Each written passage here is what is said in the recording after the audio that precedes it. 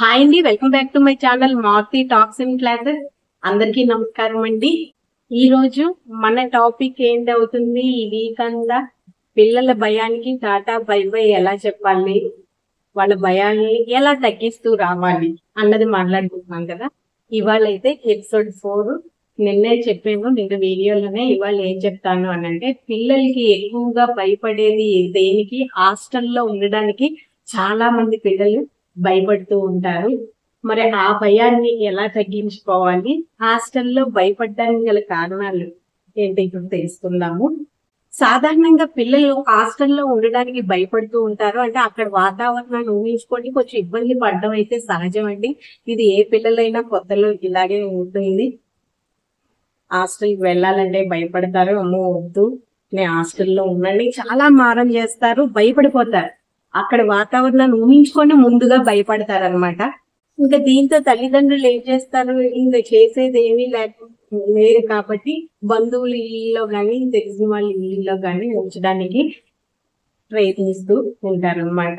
ఇవి పిల్లలకి ముఖ్యంగా హాస్టల్లో ఉండడానికి భయపడడానికి కారణం ఏంటంటే, అక్కడి వాతావరణాన్ని ఊహించుకొని ఇబ్బంది పడతారు అనమాట. ఇదే వాళ్ళ భయం, అమ్మో హాస్టల్లో ఎలా ఉండాలి అన్నది వాళ్ళ భయం. మరి ఈ భయాన్ని ఎలా తగ్గించుకోవాలి అంటే, తగ్గించేలాగా తల్లిదండ్రులు చేయాలి అంటే, అయితే ఇప్పుడు హాస్టల్లో ఉండడానికి పిల్లలకి ఇబ్బంది ఏంటో పిల్లల్ని ముందుగా మనం అడగాలి. నువ్వు దేనికి ఇబ్బంది పడుతున్నావు, దేనికోసమని హాస్టల్లో ఉండడానికి భయపడుతున్నావు అని పిల్లల్ని అడగాలి.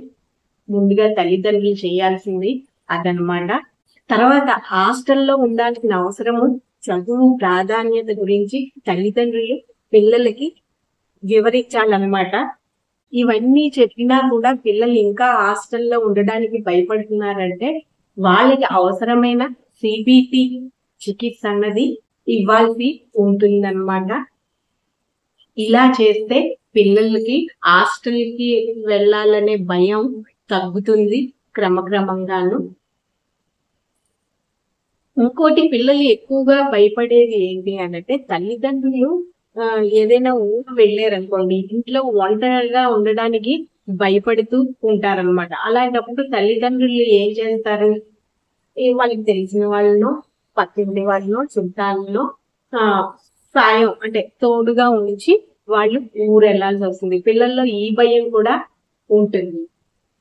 అప్పుడు తల్లిదండ్రులు ఏం చెయ్యాలి అంటే, పిల్లల్లో ఇలాగ ఒంటరిగా ఉండడానికి, అంటే తల్లిదండ్రులు ఊరెళ్ళినప్పుడు ఒంటరిగా ఉండడానికి భయపడుతూ ఉంటే వాళ్ళ భయాన్ని పోగొట్టడానికి తల్లిదండ్రులు ఏం చెయ్యాలి అని అంటే, అబ్బాయిని లేదా అమ్మాయిని ఇంట్లో ఉంచి తల్లిదండ్రులు కొంత సమయం బయట కూర్చోవడము, అంటే రోజు వారి ఊరెళ్తున్నప్పుడనే కాదు, వాళ్ళకి అలవాటు అవడానికి అబ్బాయి లేదా అమ్మాయిని ఇంట్లో ఉంచి తల్లిదండ్రులు బయట కూర్చోవడం, లేదా కూరగాయలకు వెళ్ళడము, లేదా గుడికి వెళ్ళడము, ఏదైనా ఇతర కార్యక్రమాలు తల్లిదండ్రులకు ఉంటాయి కదా పనులు, అవి చేసుకోవడము చెయ్యాలన్నమాట. పిల్లల్ని ఇంట్లో ఉంచి,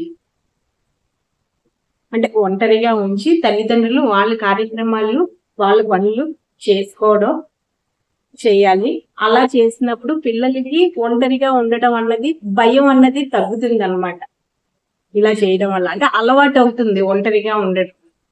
ఒకవేళ ఏదైనా భయం వేసినట్టు అంటే మీరు తలుపు తీసుకొని బయటికి రండి అని కూడా చెప్పాలి. ముందుగానే మనం ఫస్ట్నే పిల్లల్ని ఒంటరిగా ఉంచేసి కూరగాయలు కానీ, గుడికని, షాపింగ్ కానీ పెట్టుకోకూడదు.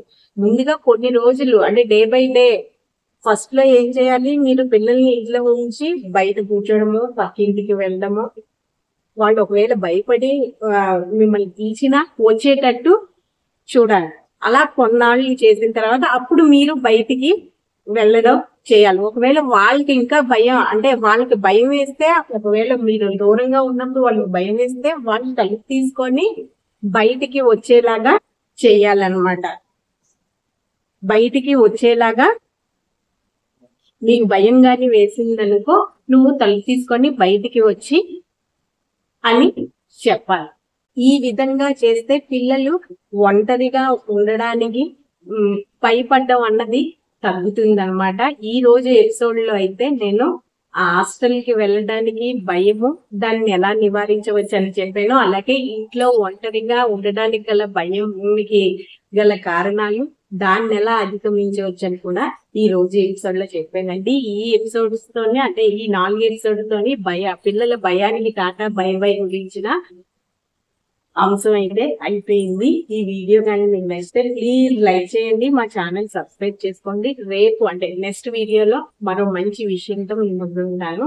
ఛానల్ సబ్స్క్రైబ్ చేయడం అయితే మర్చిపోకండి, లైక్ ఇవ్వడం మర్చిపోకండి. Okay, thank you.